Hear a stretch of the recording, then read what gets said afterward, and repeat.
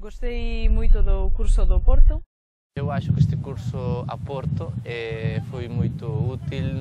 As atividades sociais foram excelentes. Para mim foi muito interessante a parte fonética. Eu gostaria muito de voltar. A atividade é muito plural e muito interessante. Um jeito de conhecer muito melhor Porto. Que venham cá porque é muito interessante. Adorei. Eu estou muito interessado na cultura portuguesa lusófona em geral. A organização do curso foi muito boa, na verdade. Quando vim, deixei lá meu coração. Quando marcho, deixo aqui meu coração.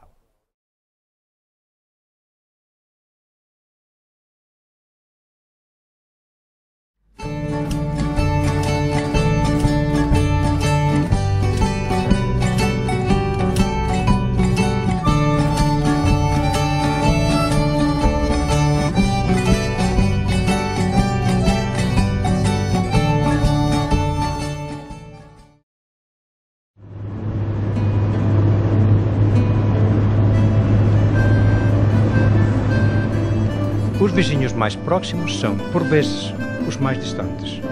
Por motivos históricos ou políticos, acabou por acontecer esse fenómeno entre a Galiza e o norte de Portugal. Um pequeno rio foi, durante séculos, uma barreira física e psicológica que separou dois povos irmãos. Diversas são agora as iniciativas que estabelecem as pontes que faltavam. E estamos a cruzá-las.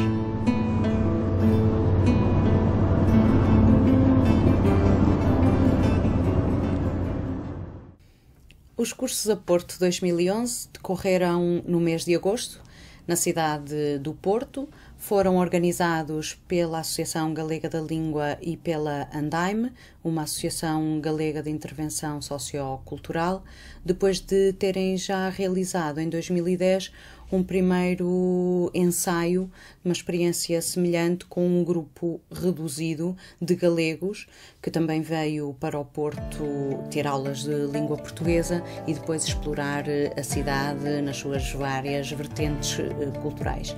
Esta experiência penso que lhes deu o impulso e a motivação para alargar o projeto e em 2011 tivemos um total de cerca de 100 pessoas, divididas em 4 grupos, um grupo por semana, e estes grupos foram muito diversificados, maioritariamente constituídos por professores e alunos das escolas oficiais de idiomas, mas tivemos muitas outras profissões, desde pessoas ligadas à produção audiovisual, a advogados, lembro-me de uma portageira, militares, técnicos de eletrotecnia, enfim. Toda esta variedade também acabou por enriquecer muito a experiência pessoal que cada formando acabou por ter. O curso decorreu na Faculdade de Letras da Universidade do Porto, com quem estabelecemos um protocolo de colaboração e a quem ficámos muito gratos, e a estrutura do curso era mesmo esta: aulas de manhã na Faculdade de Letras e depois uma série de atividades culturais muito diversificadas durante a tarde e a noite.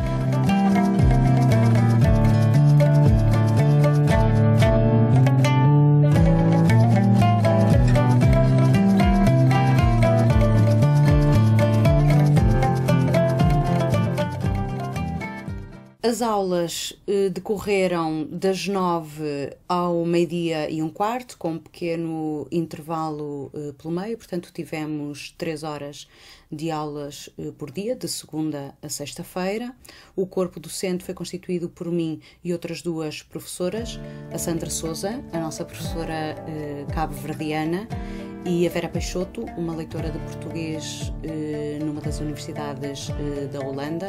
As aulas focaram sobretudo a expressão e compreensão oral, com muita incidência na interação e competência comunicativa, abordando aspectos da pragmática e da sociolinguística postos em ação através de jogos, de debates, de apresentações, de documentos audiovisuais, de música. Na verdade, a música foi o grande desafio do curso, porque no final de cada semana, com cada grupo, tínhamos um concurso de música e, claro, a aprendizagem da letra e da melodia deu aso a momentos muito divertidos. Quanto às atividades culturais, elas foram programadas seguindo dois grandes objetivos. A possibilidade de conhecer um outro Porto, facetas do Porto não tão visíveis para o comum dos turistas e, por outro lado, levar a que os alunos interagissem e comunicassem com os cidadãos portuenses e também com os próprios atores sociais, os dinamizadores de cada atividade cultural, num programa que acabou por ser de construção exclusiva para os cursos a Porto. Para melhor mostrar o Porto, tivemos uma visita ao Porto Histórico com o professor Dr. Luís Amaral, um medievalista da Faculdade de Letras da Universidade do Porto, que nos levou por um percurso fabuloso, desde a Sé até à freguesia da Vitória, e que nos contou batalhas e eventos, acontecimentos entre os dois povos, os galegos e os portugueses, e como é que esta relação, por vezes tempestuosa, se deu ao longo dos séculos.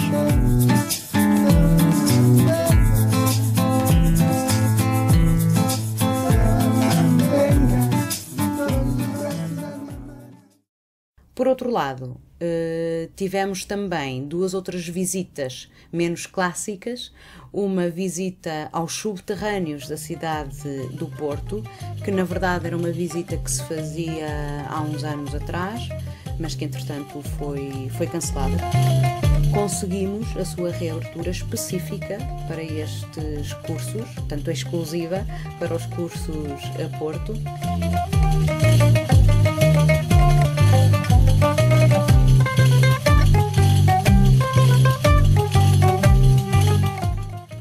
Tivemos ainda uma outra visita que nós chamamos Visita ao Porto Ecossocial, uma visita muito centrada nos vários tipos de comércio e nas várias opções que foram feitas ao longo dos anos relativamente à construção, ao tipo de edifícios, ao tipo de lojas e entidades que se foram estabelecendo pela cidade, com uma visão muito crítica do Pedro Jorge Pereira, que tem levado a cabo estas visitas a um Porto de facto menos conhecido e que importa despertar. Tomando contacto com a cena literária da cidade, pudemos desfrutar de uma tertúlia literária com dois autores portuenses, Miguel Miranda e Inês Botelho, num espaço também interessante do Porto, que se chama Clube Literário do Porto, com variadíssimas atividades culturais e que acolheu os cursos a Porto nestas tertúlias.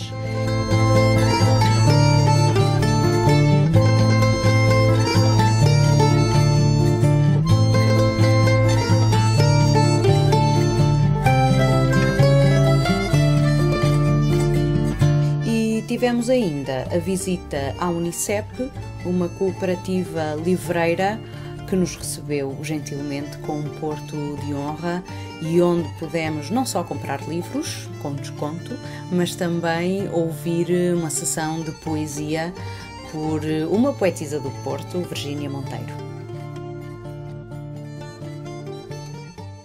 Todas as quartas-feiras fomos apanhar o barco para a Forada, cruzámos o Rio Douro, falámos com o barqueiro, contactámos com pescadores e lavadeiras, numa freguesia tipicamente de marinheiros e pescadores, provámos a gastronomia local, um excelente arroz de tamboril, e terminámos o serão no espaço La Marmita, um teatro de uma bailarina mexicana que vive há muitos anos na cidade do Porto, onde pudemos ver duas peças, uma sobre peixes e pescadores e outra sobre vários animais de quinta, e neste teatro pudemos inclusivamente ver alunos dos cursos a Porto subir ao palco.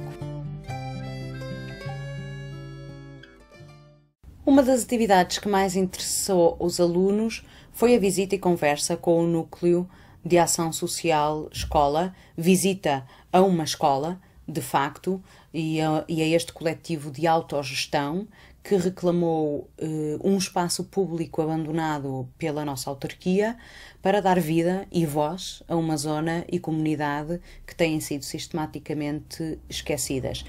E isto causou de facto algum impacto nos alunos e sensibilizou-os para este projeto, também ver como é que alguns cidadãos da cidade do Porto tomam as rédeas dos destinos da cidade.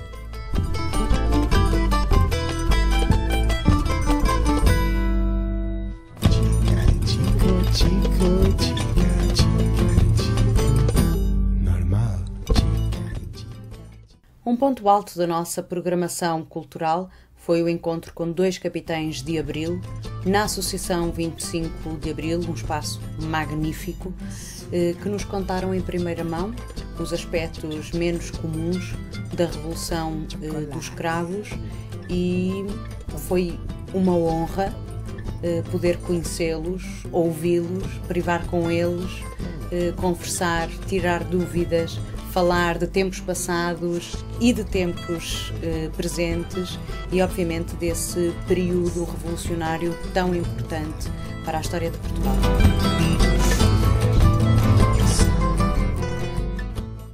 A música tradicional foi-nos trazida pelo Blandino Soares, um músico daqui da cidade, que nos levou numa viagem por diversos instrumentos tradicionais portugueses, por modinhas, melodias, canções que cantámos todos juntos e que desfrutámos, aprendemos a letra, mas também depois passámos às canções galegas e depois passámos às galego-portuguesas, aquelas que saltaram o rio e cruzaram a fronteira, sem deixar de lado algumas canções em mirandês, tudo num espaço muito agradável no quintal do Mé de Vinagre, um local gerido pela angolana Filomena, que nos proporcionou um interessantíssimo jantar africano e depois horas longas pela noite ao som da música.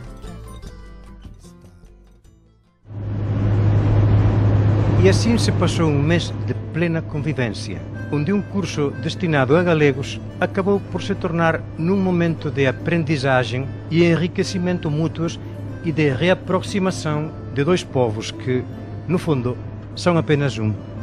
Afinal, é já ali, do outro lado do rio.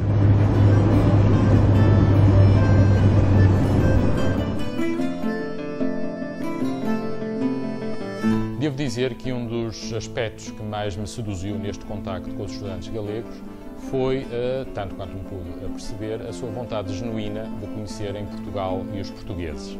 Pelo menos desta vez, o fator de proximidade e vizinhança não repeliu e afastou como tantas vezes na história, mas aproximou-nos e provavelmente irmanou. Foi muito interessante perceber como um grupo de galegos se interessava e estava predisposto a explorar uma série de romances que, se não decorriam totalmente, decorriam em parte no Porto, e eles, sem ter a vivência cotidiana dessa realidade, conseguiam ainda assim percepcioná-la e trazer uma nova perspectiva à leitura dos romances. Foi com grande prazer que mostrei alguns instrumentos tradicionais portugueses, como o cavaquinho, o bandolim, a viola braguesa, o violão, a concertina, o adufo, a harmónica, e com a música portuguesa e com os nossos irmãos galegos fizemos uma grande festa. Foi um grande prazer receber aqui no La Marmita os nossos vizinhos de cima, para verem 2 histórias do projeto Faunas. Foi um público muito receptivo e muito generoso, que, para além de saber receber, também nos deu muito. E é muito bom sentir que as línguas e as culturas estão juntas e podem dialogar. Confirmando o que já disse na presença deles, foi um prazer receber os alunos galegos do curso de aperfeiçoamento de língua portuguesa da Faculdade de Letras da Universidade do Porto no mês de agosto de 2011, e acresceu ainda o prazer de termos connosco a poeta Maria Virgínia Monteiro, filha do poeta Manuel de Oliveira Guerra, que criou a revista céltica de estudos galaico-portugueses. Fizemos coisas, fomos a lugares que um cidadão comum, seguindo as rotas turísticas habituais, nunca teria conhecido. Então, acho que nesse sentido, já não é só apenas a questão de aprender português, a questão também de aprender a cidade do Porto.